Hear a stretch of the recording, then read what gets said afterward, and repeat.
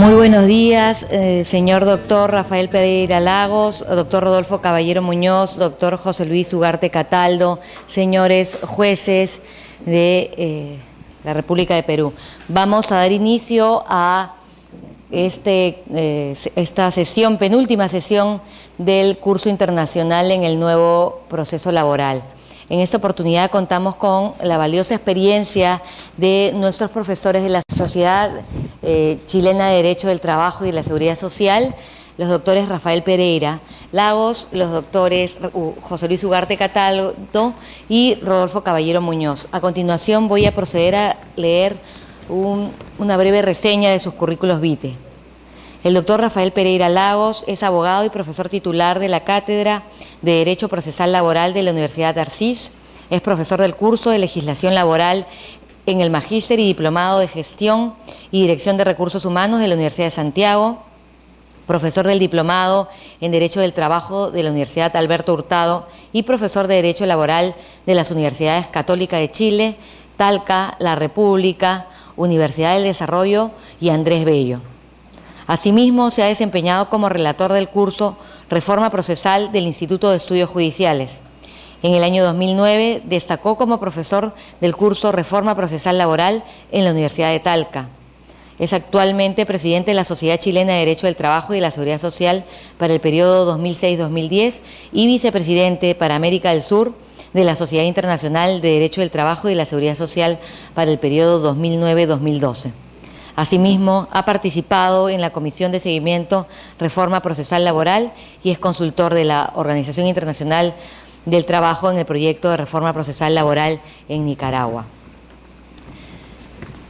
El doctor Rodolfo Caballero Muñoz es profesor titular del Trabajo de la Universidad Andrés Bello y profesor de la Universidad Alberto Hurtado, coordinador y profesor del Diplomado en Reforma Procesal Laboral de la Universidad Andrés Bello, profesor del Diplomado del Derecho del Trabajo y de la Empresa de la Universidad Católica de Chile, profesor de la Academia Judicial e Instituto de Estudios Judiciales en los cursos de Derecho del Trabajo, habilitante de juez de cobranza, previsional y laboral, y profesor de la Academia Judicial en el programa de formación de futuros jueces.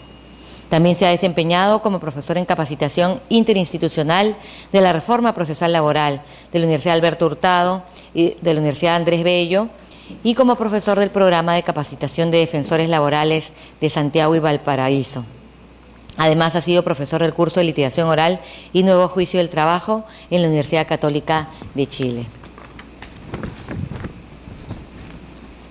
El doctor José Luis Ugarte Cataldo es profesor asociado de la Facultad de Derecho de la Universidad Diego Portales, profesor del Magíster en Derecho del Trabajo de la Universidad de Talca con la Universidad de Valencia, el profesor magíster en Derecho de los Negocios de la Facultad de Derecho de la Universidad Adolfo Ibáñez, profesor del Diplomado de Derecho del Trabajo y Litigación Oral en la Facultad de Derecho de la Universidad Diego Portales, profesor invitado del Magíster en Derecho de la Universidad Católica de Valparaíso, profesor del Magíster en Derecho de la Universidad de Chile, profesor invitado de la Maestría en Derecho de la Universidad de Baja California, Mexicali, México, profesor del Diplomado en Derecho del Trabajo y Seguridad Social en la Pontificia Universidad Católica de Santiago, profesor del Diplomado de Derecho del Trabajo de la Universidad de Talca.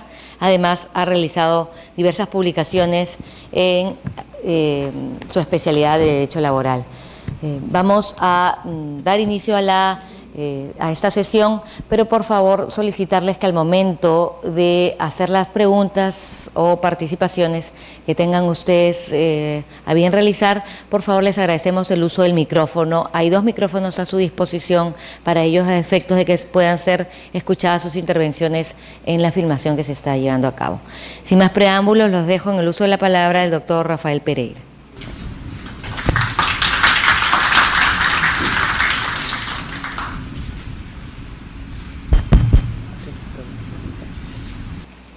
Muy buenos días. Nuevamente señalar el placer y el privilegio de poder compartir en este encuentro, en estas actividades de capacitación y poder, bueno, obviamente contar lo que es nuestra experiencia, pero sobre todo tratar de conocer también lo que está ocurriendo en la reforma procesal laboral en Perú, dado que es un tema que, como ayer lo señalábamos, está cruzando en general las reformas procesales en todo nuestro continente y por lo tanto Es un proceso que quienes tenemos interés y nos preocupa el derecho laboral y los derechos de los trabajadores es de la mayor importancia, dado la eficacia que esto implica en la aplicación de los derechos laborales de los trabajadores. Agradecer a la Academia, a la Magistratura, especialmente a Giovanna, quien ha hecho la presentación, ¿no es cierto?, por esta invitación y esta convocatoria. Bueno, tenemos toda la mañana de trabajo, hasta la 1 de la tarde. Nosotros nos hemos dividido en distintos temas. Vamos a comenzar, y eso me corresponde a mí, a referirme a lo que son las bases de la reforma del sistema procesal laboral en Chile. Luego continuará mi colega José Luis Ugarte con lo que es la relación, ¿no es cierto?, entre debido proceso y oralidad en la reforma procesal laboral. Luego, en un tema más extenso, Rodolfo Caballero, quien está a mi izquierda, se referirá a las reglas comunes del procedimiento y también al procedimiento de aplicación general o el procedimiento ordinario. En ese momento, probablemente ese tema se cortará en un momento para hacer la pausa, que es a las 10:30, 10:30, ¿no? Y luego entonces continuaremos. Después de Rodolfo va a intervenir nuevamente José Luis Ugarte para referirse al procedimiento de tutela. Luego me corresponderá a mí tratar el procedimiento monitorio y concluiremos con los medios de impugnación a cargo de Rodolfo Caballero. Eso es básicamente la tabla, ¿no es cierto?, la agenda de temas que hemos estimado importante poder trabajar con ustedes. Y bueno, ojalá tengamos una modalidad lo más dinámica posible.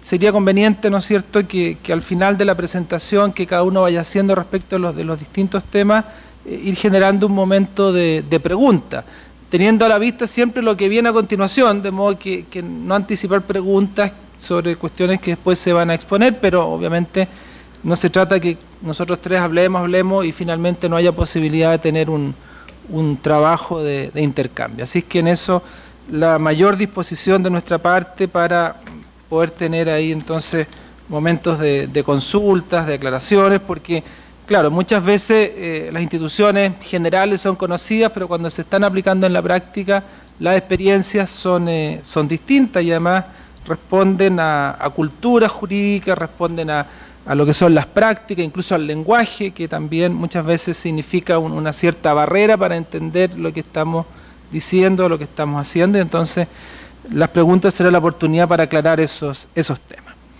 Bueno, sin más entonces, yo me voy a referir a lo que son las bases, los aspectos generales, el contexto, diría yo, y los aspectos que me han parecido más centrales de destacar en lo que es la reforma procesal laboral en Chile. Primero, reiterar la idea de ayer que esto es una reforma no solo de un procedimiento, sino que es una reforma a un sistema. Como lo dijo también Rodolfo Caballero ayer, es un modelo que se instala. No era suficiente generar solo un cambio de procedimiento, porque hay muchos aspectos que si uno no los intervenía, si uno no generaba modificación en esos otros aspectos, tanto cuestiones de gestión, las cuestiones culturales, la incorporación de nuevos actores al sistema, la reforma posiblemente habría sido un fracaso. Ahora, el itinerario de la reforma fue un itinerario que tuvo ciertos, diría, accidentes. Afortunadamente, la mayoría de estos accidentes ocurrieron antes de que la ley en definitiva entrara en vigencia. Y es relevante tener en cuenta para el éxito de la reforma, primero, que exista un consenso social entre los actores más importantes que tienen que intervenir en una reforma. Porque la reforma no es solo una aplicación de técnicas procesales o de normas jurídicas de naturaleza procesal, sino que eso se instala en un contexto social, en un colectivo social, que tiene ideologías, que tiene culturas, que tiene prácticas, que tiene intereses, por cierto, porque, bueno, un procedimiento, una reforma, si es exitosa, va a generar cambios en las relaciones de poder y, en consecuencia, si no están los consensos sociales, si no están los acuerdos, si no está la legitimidad de la reforma, eso puede traducirse en un fracaso. Entonces, existió un equipo que se constituye, que fue conocido como el Foro para la Reforma Procesal Laboral, que se constituye el año 2000. Fíjense ustedes que recién, el año pasado, en el mes de octubre del año 2009, concluyó de estar en vigencia plenamente en el país la reforma, es decir, prácticamente 9 años desde que se inicia el debate, de que se inician las conversaciones y el trabajo técnico, transcurrieron 9 años para que esa reforma estuviera ya en práctica. Y tuvimos, fíjense, una primera ley, la ley 20.087, la ley 20.087 que tenía que entrar en vigencia el 1 de marzo del año 2007 en todo el país. Sin embargo, como también lo comentamos ayer, afortunadamente para los laboralistas, lamentablemente para los que se dedican a los temas de familia, la reforma procesal de familia tuvo una serie de inconvenientes, después ahí haremos un par de comentarios, pero generó un colapso de tal magnitud en la justicia de familia, que significó costos políticos importantes para el gobierno respectivo y también significaba, por cierto, un problema de afectación al prestigio de la justicia. Eso entonces llevó a prender las luces rojas, las luces de alerta y decir, a ver, si hemos tenido estos problemas en la reforma de familia, veamos con calma cómo está el diseño contenido en la ley 20.087. Y eso entonces se tradujo en la decisión de suspender la entrada en vigencia de la ley 20.087 y comenzara un trabajo de revisión, de reevaluación, de rechequeo de lo que estaba contenido fundamentalmente en esa ley, más otras normas que tenían que ver, la ley 20.022 que tenía que ver con los cambios orgánicos y sobre todo el número de jueces y de tribunales. Entonces, se constituye una comisión más pequeña que hace una reevaluación, se hace una propuesta y finalmente llega al debate en el Parlamento. Eso se va a traducir en cambios fundamentales. Voy a señalar los cambios más centrales, no obstante que hubo muchas modificaciones, pero uno, el cambio orgánico. Inicialmente se habían aprobado 40 jueces del trabajo y finalmente llegamos con los cambios a 84 jueces. Y eso entonces daba cuenta de la insuficiencia de la cantidad de personas, de jueces y, por cierto, de funcionarios que se iban a dedicar a atender los temas laborales. Y claro, ahí estuvieron todas las tensiones con el Ministerio de Hacienda por el eterno problema de los recursos. Pero era claro que si no se disponían los recursos materiales, humanos, suficientes, la reforma iba a tener una serie de inconvenientes. Pero también hubo intervenciones importantes en lo que tuvo que ver con el procedimiento monitorio, que tenía un primer diseño que iba a generar graves consecuencias. No tengo tiempo para explicar por qué, pero luego nos referiremos en concreto y me corresponderá a mí hablar concretamente del procedimiento monitorio, pero ahí hubo una intervención también muy importante y también un cambio estructural en el diseño de los recursos. En la propuesta inicial, los recursos mantenían más o menos lo que era tradicional en materia de recursos. Sin embargo, con las nuevas modificaciones que va a ser contenida la ley 20.260, se establece como recursos principales el de nulidad y el recurso de unificación de jurisprudencia ante la Corte Suprema, pasando a un segundo plano y en ningún caso en contra de sentencias definitivas la apelación. Y con eso quedó establecido ya definitivamente que en nuestra reforma procesal laboral los juicios laborales son de única instancia. Habrá tiempo luego, y tal vez José Luis se referirá a eso, y ayer hubo una pregunta sobre el punto, pero no hay una revisión de los hechos en la segunda instancia. La Corte de Apelaciones no revisa los hechos, sino que solamente se va a pronunciar respecto de la aplicación del derecho. Bueno, como esto era una reforma de un sistema, contiene lo que se llama un enfoque de política pública que tiene que ver con que aquí nos interesa generar los incentivos correctos, porque las personas obviamente tienen una demanda de recurrir a tribunales. Cualquiera que tiene un conflicto quiere ir a un tribunal y estima y enarbola la bandera de decir yo quiero que un juez resuelva esto. Sin embargo, todo el sistema, todo el aparato judicial es un sistema, es un servicio que presta el Estado y un deber que cumple el Estado que tiene costos relativamente elevados. Y por lo tanto, tenemos que preocuparnos de establecer los incentivos correctos, de modo que llegue a tribunales aquello que efectivamente se justifica que llegue a tribunales y generar otros mecanismos que permitan de alguna manera establecer formas alternativas de solución de conflictos o derechamente filtrar aquello que efectivamente constituye un conflicto jurídico, porque muchas personas piensan que algunos conflictos tienen relevancia jurídica, pero en realidad su naturaleza es de otro tipo. Entonces aparece como un elemento muy clave en esta cuestión lo que es el rol del abogado. Y un tema que se debatió era o no, si se comparecía, si era o no obligatorio comparecer con abogado. La respuesta fue definitivamente sí. Nadie puede comparecer en tribunales en materias laborales sin el patrocinio, sin la representación, sin la asistencia del abogado. Y ahí venía la cuestión, bueno, pero ¿qué hacen los trabajadores? Porque el trabajador posiblemente va a tener muchas dificultades para contar con un abogado. Y en el antiguo sistema, la asesoría jurídica que les otorgaba el Estado era los egresados de derecho que estaban haciendo su práctica profesional. Entonces, si usted es pobre, accede a alguien que está aprendiendo, a costa suya justamente, está aprendiendo a ejercer su profesión y hacer su práctica profesional. Es decir, el pobre como conejillo de India para el aprendizaje de un futuro profesional.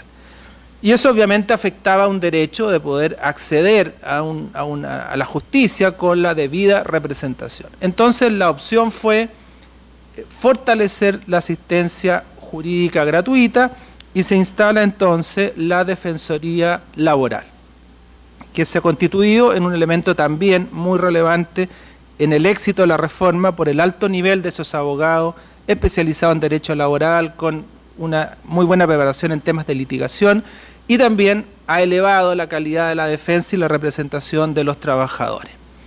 Entonces, con eso se concilia, por un lado, esta dificultad. Bueno, ¿cómo usted le exige abogado a todos si hay personas que no pueden acceder a la representación de un abogado por los costos que implica? Bueno, el Estado entonces le otorga a los trabajadores, ayer lo explicábamos, hasta determinado nivel de remuneraciones le otorga, que lo calculábamos en $700 aproximadamente, le otorga esta defensa gratuita.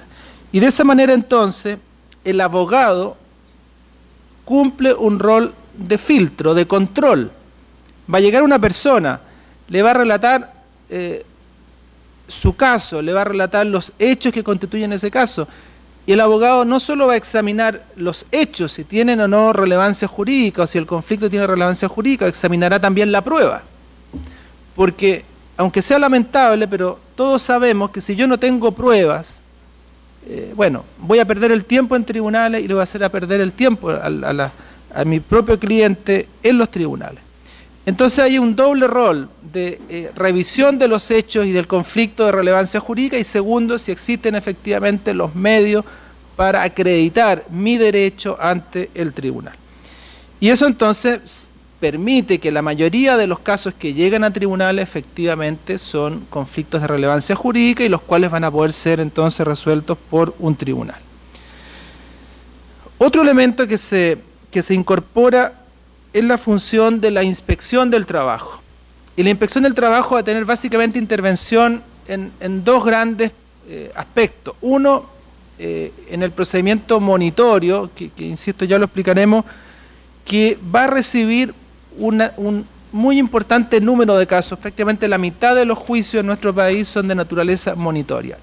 Pero para utilizar ese procedimiento, que es muy breve, es un procedimiento tremendamente expedito, debe cumplir como requisito ir antes a la inspección del trabajo, a una actuación de conciliación administrativa.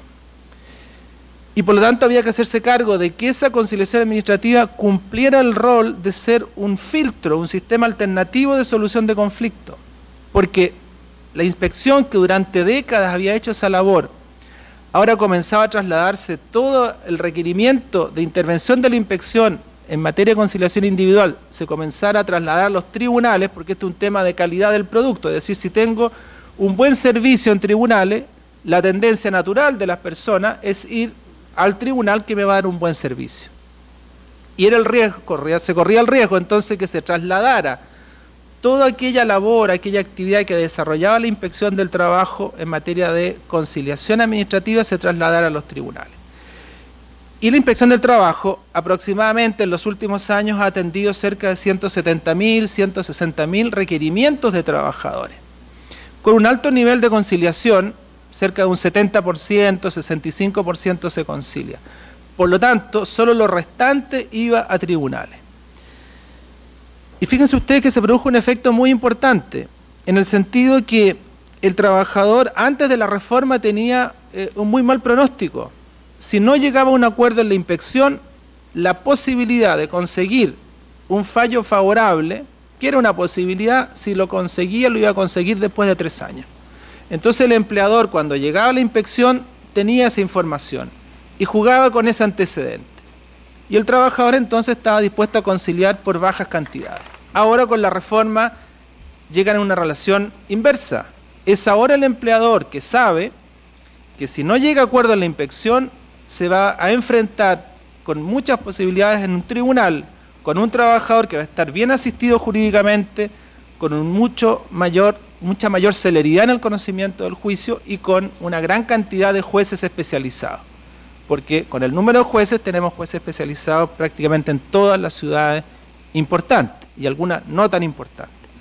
Por lo tanto, entonces, ha habido un incentivo para que los empleadores lleguen a mejores conciliaciones con los trabajadores en la inspección. Incluso con empresas en trabajo en régimen de subcontratación, son las empresas principales o las mandantes las que instruyen a sus contratistas que lleguen a acuerdo en la inspección, porque si no, luego la empresa principal, que tiene responsabilidad solidaria, se va a ver enfrentada a un juicio en un tribunal. Por lo tanto, era muy importante cautelar toda esta etapa previa, ¿no es cierto?, a la actuación, a la posible, ¿no es cierto?, interposición de una demanda ante un tribunal, de modo que los tribunales se preocupen de aquellos conflictos que efectivamente no son resueltos, que tienen mayor complejidad jurídica y que en la inspección no se ha podido establecer una conciliación. Y por otro lado, a la inspección del trabajo se le asignó un rol de una suerte de fiscalía en materia de derechos fundamentales de los trabajadores en la empresa.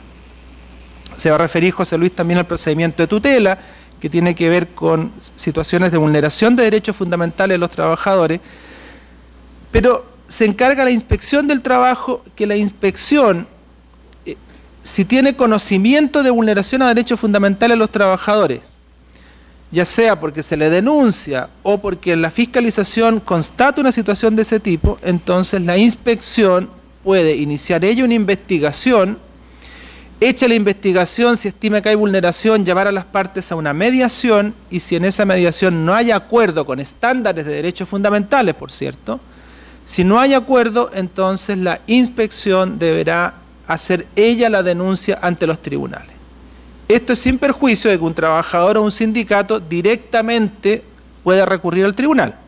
Lo que pasa es que si ha acudido ante la inspección del trabajo, tiene la ventaja que va a llegar ya con un informe previo que va a fundamentar su posición. Hay una excepción, eso sí, que tiene que ver con el despido vulneratorio de derechos fundamentales, que en ese caso el trabajador debe acudir directamente y ahí la inspección no tiene competencia. Pero entonces se generó esta función de la inspección del trabajo en estos dos ámbitos, en materia de conciliación administrativa de conflictos individuales y este rol de fiscalía en lo que son los derechos fundamentales. Otra cuestión muy importante en este rediseño del sistema tiene que ver con lo que es la gestión de tribunales. Aquí se rompe con esta clásica visión de que un juez equivale a un tribunal o un tribunal equivale a un juez. Aquí tenemos, fíjense ustedes, 84 jueces en el país, pero están distribuidos en un total de 26 tribunales. Tenemos, les cuento, tenemos 3 tribunales con un juez, tenemos 11 tribunales con 2 jueces, 8 tribunales con 3, 1 con 4, 1 con 5 y finalmente 2 que están en la ciudad de Santiago con 13 jueces cada uno. Entonces, los jueces van a conocer en forma unipersonal. Cada juez conoce de un juicio respectivos, no son tribunales colegiados, pero sí se constituyen, ¿no es cierto?, en un tribunal que reúne un conjunto de jueces para aprovechar economías de escala. Es decir, todo el soporte administrativo, toda la gestión del tribunal va a estar radicada no en los jueces, que era el problema tradicional en nuestro país, que el juez y el secretario tenían que hacerse cargo no solo de conocer los juicios, de fallar, etcétera, sino que había, como dicen por ahí en algún libro, incluso preocuparse de la compra del papel higiénico para el tribunal. O sea, estaban preocupados de todo. En cambio, se genera un rediseño en que se establece una figura que es muy relevante, que es el administrador del tribunal. El administrador del tribunal es un profesional y se establecen en la ley su perfil, sus características, pero una persona que tiene especialización en los temas de administración y de gestión. Pueden ser ingenieros comerciales, administradores públicos, etcétera. Un profesional con título profesional o técnico en estas materias, y es él o ella quien asume la carga de toda la administración del tribunal, con toda la complejidad que esto tiene. Y eso ha permitido entonces que utilicemos eficazmente a las personas de acuerdo a sus conocimientos y sus capacidades. Entonces los jueces se preocupan de conocer los temas de derecho. Hay un juez presidente en los tribunales, pero quien establece las coordinaciones con el administrador, pero no asume grandes cargas administrativas. Hay un comité de jueces también, pero que cumple un rol relativamente marginal. De hecho, muchas de las funciones que se le asignan son funciones muy esporádicas. Pero eso entonces permite generar una estructura en el tribunal que tiene además distintas unidades: la atención de público, de la atención de causa, una unidad de liquidación en la etapa de cumplimiento de la sentencia, una unidad encargada de servicio, etc. O sea, hay una estructura instalada de soporte administrativo para los jueces, y eso justifica entonces que los tribunales, dependiendo del tamaño de la ciudad, de la zona en que tienen competencia, tengan números de jueces de acuerdo a esas realidades. Y por cierto está otro componente, que es el soporte informático. Es decir, no obstante el ser un juicio oral y que hay dos actuaciones en el procedimiento de aplicación general centrales, que son orales, que son las dos audiencias, la audiencia preparatoria y la audiencia de juicio, pero existe toda una construcción de un sistema informático que nos permite tener un expediente electrónico. Expediente que está en línea, es decir, uno puede verlo a través de la web, sin siquiera clave, basta con que uno sepa el rol del juicio, y cualquier persona, porque además está el principio de la publicidad, no hay secreto, cualquier persona, un cliente, un estudioso, un estudiante de derecho, quien quiera, puede entrar al sistema por la vía de internet, ir viendo el expediente electrónico. La única limitación por razones de peso de los archivos son los audios, que uno los puede solicitar en el tribunal y no lo puede ver a través de no lo puede escuchar a través de internet por el peso del archivo. Pero todo el resto es posible verlo a través del expediente electrónico. Y uno, cuando presenta su demanda, o el demandado cuando contesta la demanda, señalará al abogado cuál es su correo electrónico, de modo que las notificaciones se hagan por la vía del correo electrónico. Incluso se puede solicitar autorización al tribunal para aquellas actuaciones que no sean orales, hacerlas por vía electrónica, de modo de poder despachar escritos, por ejemplo, desde la oficina, sin tener que ir al tribunal o a otro lugar de los tribunales a presentar esa documentación. Y por lo tanto, el escaneo de documentos, por ejemplo, uno también puede ver los documentos a través del sistema. Y eso sin duda que significa un uso, obviamente, de la tecnología que resulta muy favorable para la celeridad, para la publicidad, para el conocimiento de lo que está ocurriendo en el proceso. En este contexto, hay una cuestión también que siempre ha generado debate, que tiene que ver con el rol del juez. Dicho ya que el juez no se preocupa ni tiene cargas de tipo administrativo, de tipo doméstico, por decirlo de una manera, en el funcionamiento del tribunal, el rol del juez aparece como una clave en el procedimiento. Ayer hablábamos de cierta solución ecléctica, ¿no es cierto?, que no es un modelo u otro, al final uno va construyendo soluciones de acuerdo a las realidades, de acuerdo a las necesidades, pero hay un salto sustantivo en el sentido que el juez ya no es un actor en el desarrollo del proceso, en la obtención de la prueba, no es un actor pasivo, sino que él tiene interés y tiene vocación porque el asunto que está conociendo efectivamente llegue a una solución, pueda obtener la información de calidad que se requiere para tomar su decisión y una vez que ha dictado la sentencia, esa sentencia se haga efectiva. Nosotros hemos tenido históricamente un diseño de los procedimientos que parte de la base, más bien de los antiguos procedimientos de la desconfianza frente al juez. Y la prueba arreglada o tasada es manifestación de aquello. Yo le digo hasta con fórmulas matemáticas al juez, ¿no es cierto?, cuánto valen los testigos, cuánto valen los documentos, etcétera. Y entonces le estoy prácticamente dictando cómo él va a tener que hacer su sentencia. Bueno, este nuevo modelo significa dar un salto y decir, como sociedad confiamos en los jueces.